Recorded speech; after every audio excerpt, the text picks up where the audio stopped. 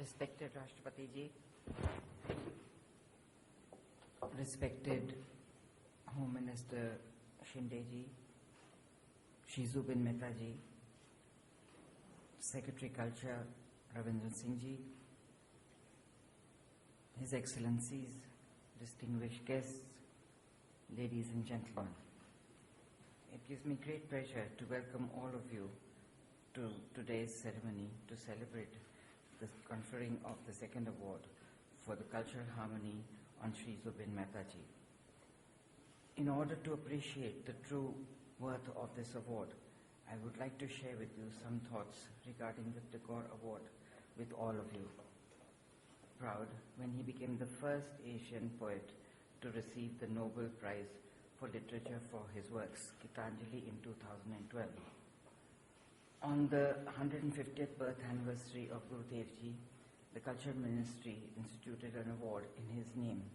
The award recognizes excellence in different fields of culture, especially promoting global peace and harmony. The first Tagore Award, as you are all aware, was given posthumously to the noted Sitar maestro, late Shri Pandit Ravi Shankar Ji. It is my privilege to share with you that the Tagore Award of 2003 is being given to Maestro Shri Zubin Mehta Ji for his outstanding contribution in the field of Western classical music, coupled with his contribution in popularizing Indian culture in the Western world. In addition to the role he has played an important part for supporting refugees and war victims by raising funds through charitable concerts. This has been widely acknowledged. Shri Mehta Ji is a well-known person and much loved figure in India. He has received India's highest civilian awards, the Padma Shri, the Padma Bhushan in 1996, the Padma Vibhushan in 2001. He has also been bestowed with prestigious national and international awards, including the Star of Hollywood, Walk of Fame, and the United States Nation Life Achievement Peace and Tolerance Award, among many other awards. While conferring this award on him, we are honored that the legacy of Gurudev Rabindranath Tagore Ji as an emissary of the Indian culture is being kept alive by us in the world.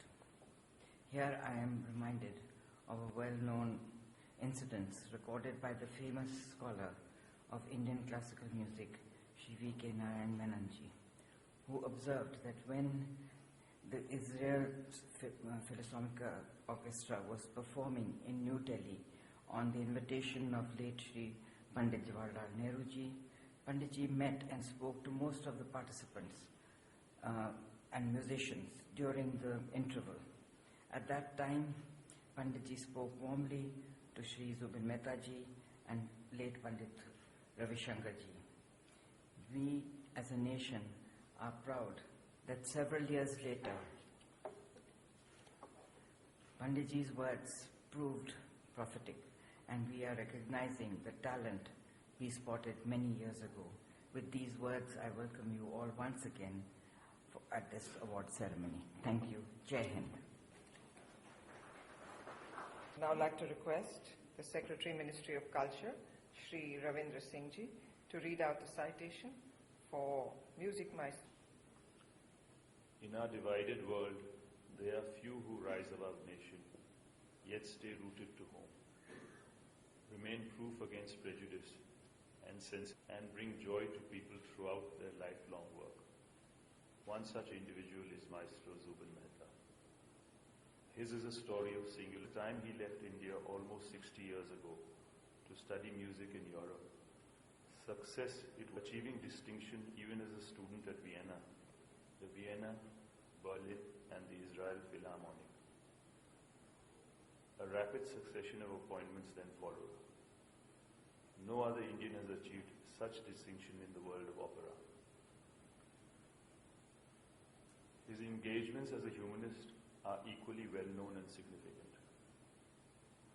Zubin Mehta would have been just as good a musician, but a lesser man, had he not engaged with humanitarian issues around the world. This he has done not by grand discourse, but by doing what he knows best, making music, raising funds for war victims, and in remembrance of those who perished in wars. In Zubin Mehta's universal spirit, we find an affirmation of Gurudev Rabindranath Tagore's vision of a world that has not been broken up into fragments or by narrow domestic walls.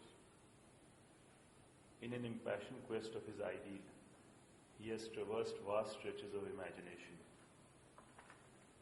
glimpsed the beauty that may be ours in life, and sought to capture here what might be snatched from the stars. In so doing, he has lost distinction of the shadow lines that divide man from man, and envisioned anew that heaven of freedom where the mind is without fear and the head is held high. As we confer upon Zubin Mehta the Tagore Award for Cultural Harmony for the year 2013, we salute this distant dwelling son of India. Thank you. Thank you, sir. Award of 1 crore rupees. May I now request the President of India, Shri Pranab Mukherjee ji, to now confer the award on music maestro Zubin Mehta.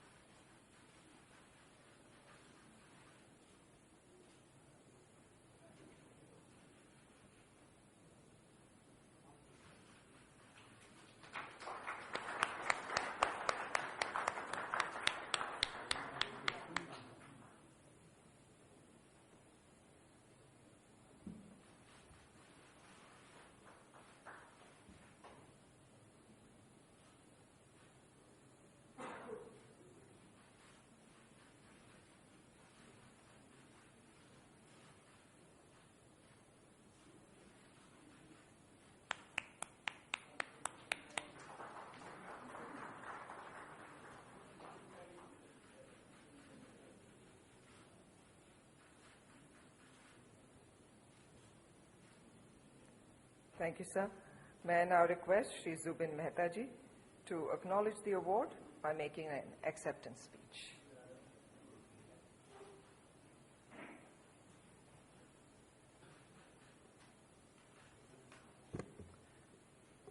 Mr. President, honorable ministers, I stand before you in really utter humility, because in the end, I'm just a simple musician, like those colleagues who played outside. They are my colleagues. I wish I could have conducted them.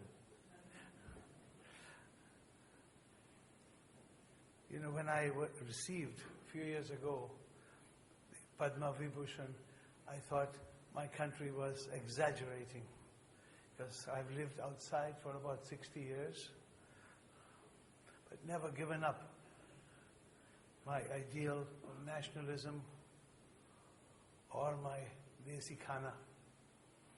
That has gone with me everywhere.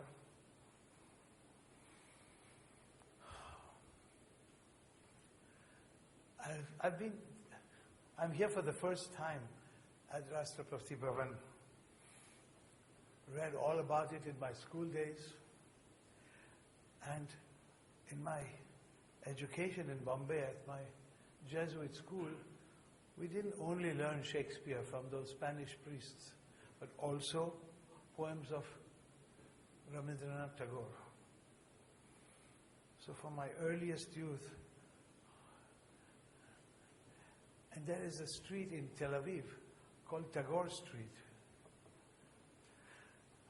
And recently I was in Buenos Aires on tour, and I met a few literati there who said, you have no idea, and they didn't know about this award, says you have no idea the influence Tagore played on South American writers and poets.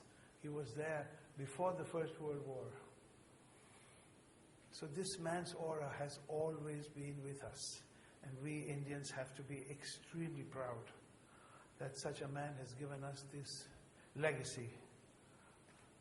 Talking about his Nobel Prize, I still lament the fact that Gandhiji was never awarded the Nobel Peace Prize. In fact, if you look it up, the year of his assassination, 1948, there was no Peace Prize given.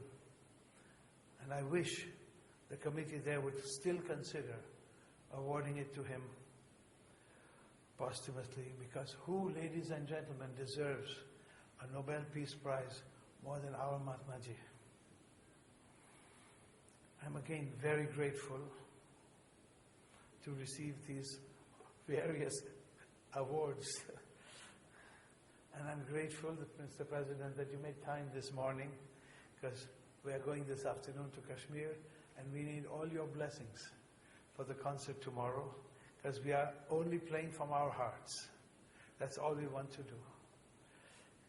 It has been my experience before, just to cite one example. In 1994, we played in Sarajevo during the Bosnian War. And during the 2 hours of the concert, literally there were no shots fired. That doesn't mean we brought peace to the region at all. That was negotiated by other experts. But still, the inner peace that soldiers felt on both sides, because it was broadcast. And we never must underestimate the power that the inner peace that music brings to everybody around the world. And I don't only talk about Western classical music, every kind of music. Participating, look at our country. From north to south, we have every village sings, dances. We have different musical cultures. And they go all around the world. And I am so proud to be the successor of Pandit Ravi Shankar, who was like a father figure, who has performed with me in New York, and the last time also here in Delhi with the European Youth Orchestra. That I am to be the successor of this wonderful award. I had the honor to speak at his memorial in California.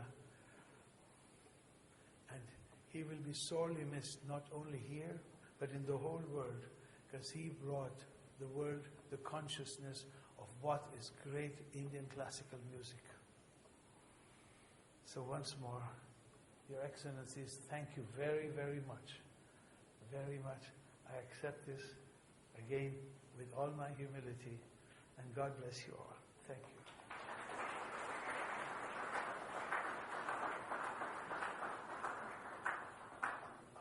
Thank you, sir. I'd now like to request the President of India, Mr. Pranab Mukherjee, to please address the gathering.